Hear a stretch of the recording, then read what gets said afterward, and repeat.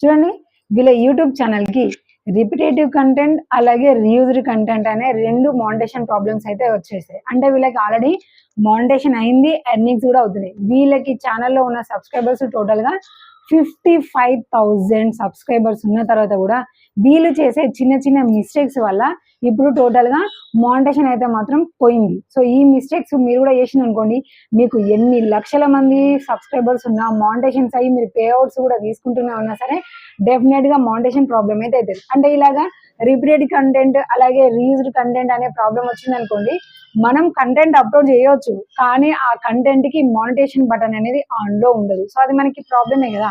కాబట్టి మీరు కనుక యూట్యూబ్ క్రియేటర్స్ అయితే ఇలాగా రిపిటేటివ్ కంటెంట్ అలాగే రీయూజ్డ్ కంటెంట్ అనే ప్రాబ్లమ్స్ రావద్దంటే కంటెంట్ ని మీరు ఏదేది సెలెక్ట్ చేసుకోవాలి, ఎలాంటి మిస్టేక్స్ చేయొద్దు అనేది మీకు నేను క్లియర్ గా చెప్తాను.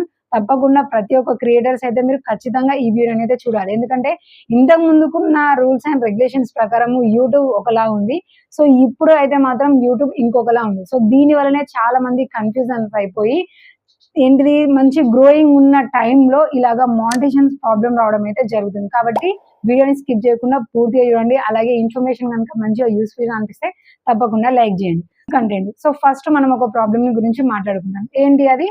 Repetitive content. సో పేరులోనే మనకి క్లియర్ గా మెన్షన్ చేస్తుంది రిపిటేటివ్ అంటే మనం ఒకే కంటెంట్ ని కనుక మళ్ళీ మళ్ళీ పెడుతూ ఉన్నాం అనుకోండి సేమ్ కంటెంట్ ని, సో అది మనకి రిపిటేటివ్ కంటెంట్ లాగా మనకి మానిటేషన్ ప్రాబ్లం అయితే వస్తుంది.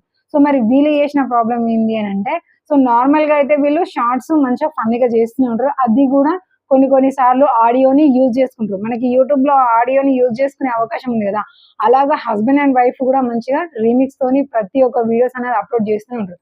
కానీ రిపిటేటివ్ కంటెంట్ అనేది మనకి లైవ్ దగ్గర ప్రాబ్లం అయితే వచ్చేసింది. మీరు కొన్ని స్క్రీన్ షాట్స్ కానీ లేదంటే వీడియో రికార్డింగ్ కానీ మీరైతే పూర్తి చూడొచ్చు. సో ప్లే అయితే అంటే వాయిస్ అయితే వినిపించను.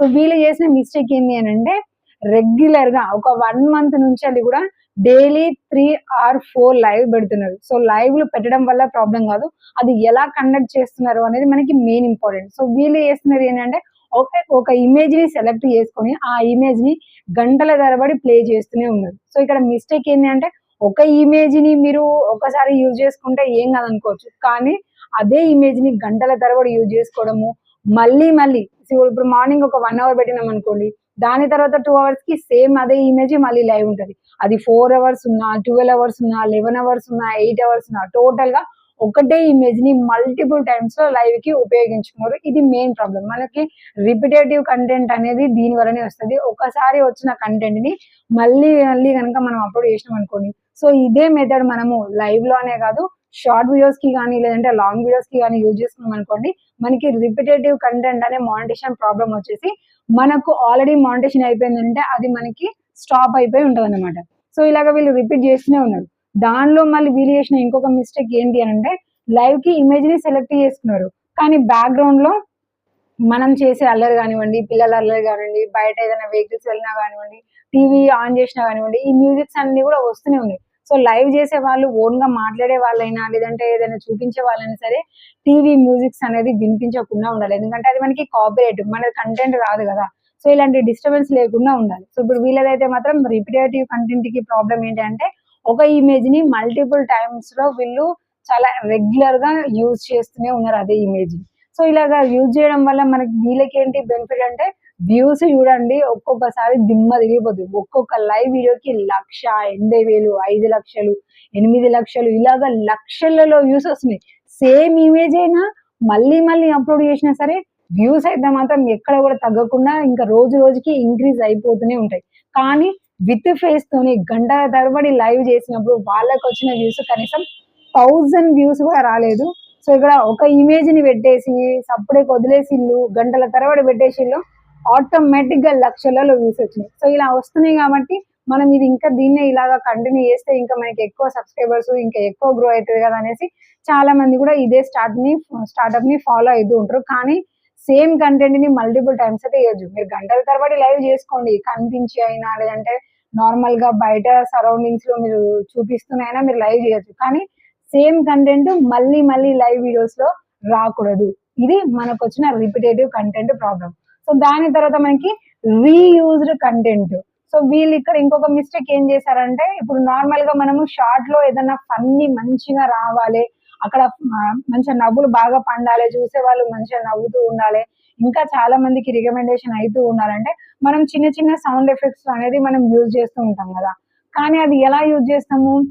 యూట్యూబ్ నుంచి వెళ్ళి మనం డౌన్లోడ్ చేసుకోను, లేదంటే నో కాపరేట్ నుంచి వెళ్ళి మనము సేవ్ చేసుకొని వాటిని మన కంటెంట్ లో ఎక్కడైతే సింక్ అవుతుందో అక్కడ మనం యూజ్ చేస్తూ ఉంటాం.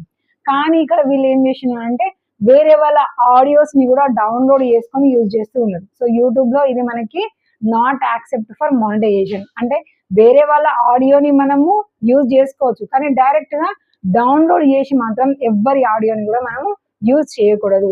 అందులోనూ మళ్ళీ అలా యూజ్ చేసినవి ఓన్లీ షార్ట్స్ వరకే కాకుండా ఏంటి చిన్న చిన్న సౌండ్ ఎఫెక్ట్స్, వేరే వాళ్ళ ఆడియోని మనము రీయూజ్ చేసుకోవడం అది ఓకే. కానీ ఆ కంటెంట్ ని డైరెక్ట్ గా డౌన్లోడ్ చేసి, అంటే వీళ్ళ షార్ట్ వీడియోని అలాగే వేరే వాళ్ళ ఆడియోని డౌన్లోడ్ చేసి దానికి మ్యాచింగ్ చేసి టోటల్ గా ఒక 4-5 క్లిప్స్ ని మొత్తం కూడా కలిపేసి ఈవెన్ సినిమా పాటలతో పాటుగా లాంగ్ వీడియోలో అప్లోడ్ చేయడం అయితే జరిగింది. సో దీని వల్ల మనకి రీయూజ్డ్ కంటెంట్ అనే ప్రాబ్లం వచ్చింది.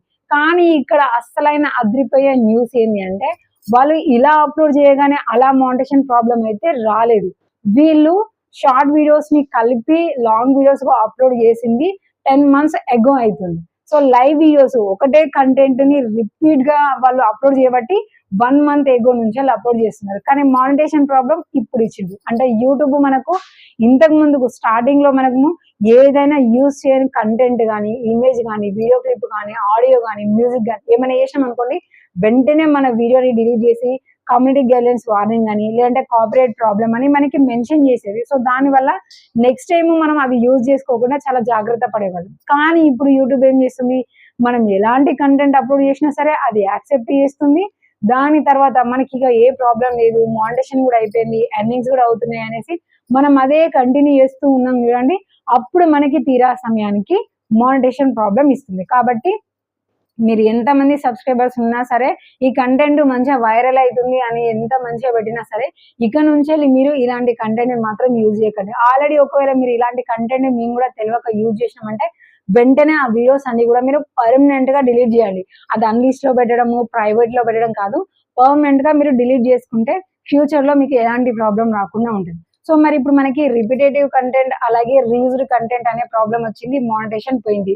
మరి తర్వాత మానిటైజేషన్ వచ్చే అవకాశం ఏమైనా ఉందా, లేదంటే లైఫ్ లాంగ్ యూట్యూబ్ ఛానల్ అలానే ఉంటుందా అని డౌట్స్ కూడా చాలా చాలా మందికి ఉంటాయి, ఎందుకంటే న్యూ క్రియేటర్స్ కదా. కానీ మనము రిపిటేటివ్ వచ్చినా రీయూజ్డ్ వచ్చినా సరే మానిటైజేషన్ స్టాప్ అయిపోయింది అంటే మళ్ళీ తిరిగి మనం మానిటైజేషన్ చేసుకోవచ్చు. సో దీనికి సంబంధించి కూడా యూట్యూబ్ మనకి 2 అవకాశాలు ఇస్తుంది. ఫస్ట్ వచ్చేసి 14 days లో మనల్ని అప్పీల్ చేసుకోమని చెప్తుంది. కానీ ఈ అప్పీల్ ఎవరైతే చేసుకోవాలి, ఎవరు చేసుకోకూడదు అంటే, నేను ఒరిజినల్ కంటెంట్ అప్లోడ్ చేస్తున్నాను, నేను ఎవరిది ఆడియో ఉపయోగించలేదు, ఇమేజ్ ఉపయోగించలేదు, మొత్తం టోటల్ గా నా ఓన్ కంటెంటే, అన్ఒరిజినల్ కంటెంట్ ఏమీ లేదు, నేను మళ్ళీ మళ్ళీ ఉపయోగించిన కంటెంట్ కూడా ఏమీ లేదు అని మనకు అనిపిస్తే వితౌట్ డిలీటింగ్, వితౌట్ ఎడిటింగ్ మన ఛానల్లో ఏ వీడియో థంబ్నెయిల్స్ కానీ ఎడిట్ చేయకుండా, ఏ వీడియోస్ ని కూడా మనము డిలీట్ చేయకుండా, ఒక క్లిప్ నైనా సరే 1 second వీడియో క్లిప్ నైనా ఇమేజ్ నైనా సరే మనము రిమూవ్ చేయకుండా, ఎలాంటి ఎడిటింగ్ లేకుండా టోటల్ మనదే కంటెంట్ అంటే మనం అప్పీల్కి అయితే ఒక సెల్ఫీ వీడియో కనుక మనం అప్లోడ్ చేసినాం అనుకోండి, ఆఫ్టర్ రివ్యూ జరిగి మన ఛానల్ కి అయితే ఆటోమేటిక్ గా మానిటైజేషన్ ఆన్ అవుతుంది. కానీ ఇప్పుడు ఆల్రెడీ ఇక్కడ మనకి ప్రాబ్లం ఉందని తెలుసు. సో లైవ్ లో ప్రాబ్లం ఉంది, షార్ట్ వీడియోస్ లో ప్రాబ్లం ఉంది, లాంగ్ వీడియోస్ లో కూడా ప్రాబ్లం ఉంది. సో మరి మనకి మానిటైజేషన్ ఎలా అవుతుంది, ఈ 14 days లో అప్పీల్ చేసుకున్నా మనకి మానిటైజేషన్ రాదు. సో సెకండ్ ఛాన్స్ మనకి మళ్ళీ ఇస్తుంది. ఏంటంటే ఇక్కడ నుంచి వెళ్ళి ఇప్పుడు మనకి ఎప్పుడైతే మానిటైజేషన్ ప్రాబ్లం వచ్చిందో అక్కడి నుంచి వెళ్ళి మళ్ళీ మనకి కొత్తగా క్రైటీరియా అనేది కంప్లీట్ అవ్వాలి. అంటే ఒక న్యూ క్రియేటర్స్ అయితే ఛానల్ స్టార్ట్ చేయగానే వాళ్ళకి వాచ్ టైం ఇంత ఉండాలి, లేకపోతే షార్ట్ వీడియో వ్యూస్ ఇంత ఉండాలి అని మనకి చెప్తాయి కదా, అది ఇప్పుడు మనకు స్టార్టింగ్ నుంచి వెళ్ళి కౌంట్ చేసుకుంటుంది. సో ఆల్రెడీ 55,000 సబ్స్క్రైబర్స్ దాటిపోయారు కాబట్టి 1000 సబ్స్క్రైబర్స్ 500ది అదంతా కౌంటింగ్ అయిపోయి ఉంటది.